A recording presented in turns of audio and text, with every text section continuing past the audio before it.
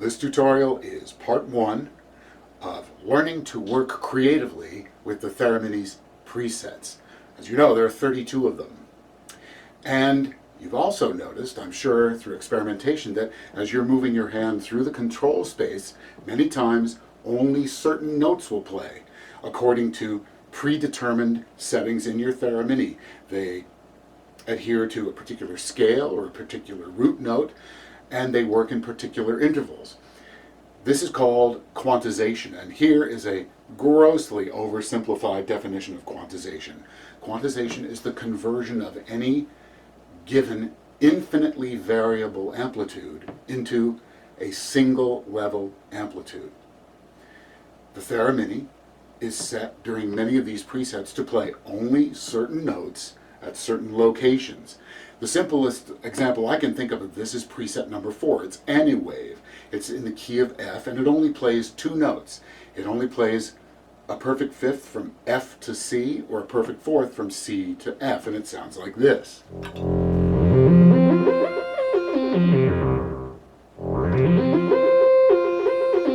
So I can move my hand in there and do some of this stuff and change the effects to long, short delay, medium delay, but what else can I do with it? What other things can I create given those very strict parameters? A more complex one is the next one, 0.5, in orbit. Far more complex quantization and far more notes. So I can move my hand. I can set the effects to very long,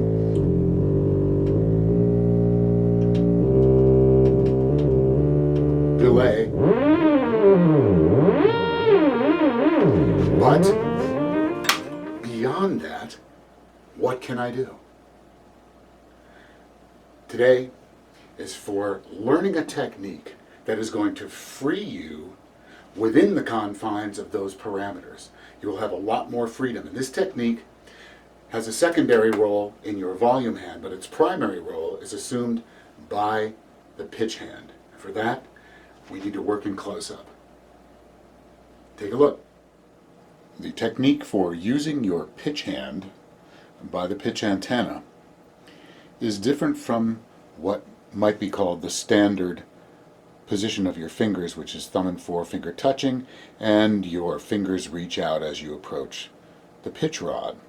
For this, because of these quantized frequencies, you need to work in a far more mechanical, almost robotic fashion.